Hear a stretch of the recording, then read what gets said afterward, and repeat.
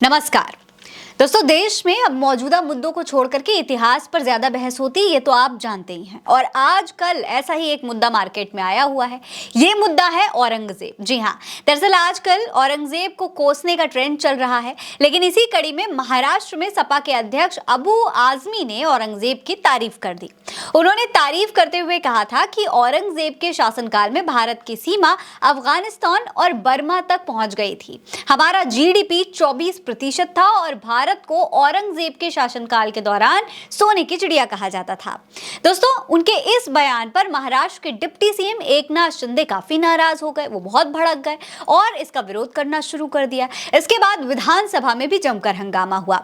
इस पूरे मामले पर शिंदे ने कहा कि अबू आजमी देशद्रोही हैं, उनको निलंबित कर दिया जाना चाहिए। इसके बाद विधानसभा की कार्रवाई दिन भर के लिए स्थगित कर दी गई थी। हालांकि अब इस पर बरेली से ऑल इंडिया मुस्लिम जमात के राष्ट्रीय अध्यक्ष मौलाना शहाबुद्दीन रिजवी बरेलवी ने अबू आसिम आजमी का समर्थन कर दिया है। मौलाना ने कहा है कि मोहम्मद मुईउद्दीन औरंगजेब आलमगीर बादशाह के बारे में अबू आजमी ने जो भी कहा वो उनका अपना जो है नजरिया हो सकता है, अपनी सोच हो सकती है और किसी भी व्यक्ति को अपने महापुरुष के बारे में विचार रखने और बोलने की पूरी आजादी है। भारत में अपने अगर कोई चाहता है अपने किसी हीरो के बारे में, अपने किसी आइडल के बारे में बोलना, तो वो बोल सकता है। इसके लिए अबू आजमी गलत नहीं है, इनका ऐसा उनका कहना था। मौलाना ने दोस्तों ये भी कहा कि अबू आजमी ने कुछ भी गलत नहीं कहा है। भारत एक आजाद देश है और हर व्यक्ति को शालीनता के साथ अपनी बात रखने का पूरा अधिकार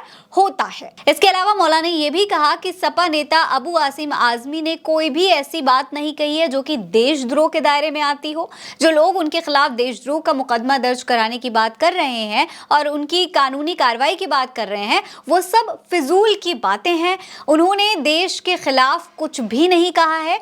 इसके अलावा मौलाना ने कहा कि मुस्लिम बादशाह भी इंसान थे और इंसान से भूल और गलती हो सकती है। हाँ, ये बात जरूरी है कि मुस्लिम बादशाहों से कुछ गलतियां हुई हैं क्योंकि वो भी इंसान थे। अगर इंसान से गलती ना हो तो वो फरिश्ता कहलाता है और फरिश्तों से गलतियां नहीं होती हैं। तो ये बात उन्होंने कही। उन्होंने कहा कि भाई देखिए, कोई भी इंसान होता है, कोई भी बादशाह रहा हो, सबसे गलतियां हुई हैं। मुस्लिम जो बादशाह रहे हैं उनसे भी गलतियां हुई हैं, लेकिन इस तरीके से उन्हें पूरी तरीके से देशद्रोही बता देना, उनके बारे में तारीफ करने को देशद्रोह करार देना, ये दोस्तों कहीं से भी सही नहीं है, ऐसा उनका कहना था।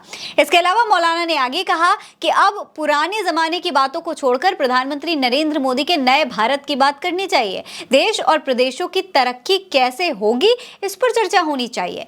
देश विश्व गुरु बनने जा रहा है, इसकी बात करनी चाहिए, ना कि हिंदू मुस्लिम की बात करनी चाहिए। हालांकि दोस्तों ये तमाम बातें उन्होंने कही और इसके बाद दोस्तों जनता के बारे में सोचते हुए अबू आजमी ने ये बात कही कि वो अपना बयान वापस लेते हैं। वो नहीं चाहते कि उनके बयान की वजह से समाज में किसी भी तरीके की नफरत फैले, किसी भी तरीके से जनता का नुकसान हो, इसीलिए वो अपना बयान वापस ले रहे हैं। उन्होंने कहा, मेरे बयान से कोई आहत हुआ हो तो मैं अपना बयान पीछे लेता हूं। जो इतिहासकारों ने बताया है मैंने वही दोहराया है। मेरे बयान से विधानसभा का कामकाज रोकना सही नहीं है।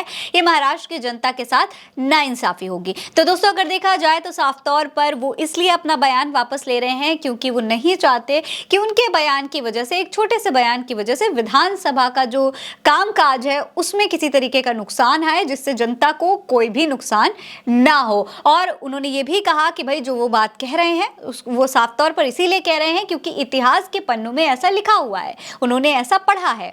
और फिलहाल इस पूरे मामले पर अब राजनीति तेज हो गई है। लेकिन अबू आजमी के इस बड़े कदम के बाद आप क्या सोचते हैं, कमेंट सेक्शन में लिखकर हमें जरूर बताइएगा। ये खबर आप भारत एक सोच पर देख रहे हैं। नमस्कार।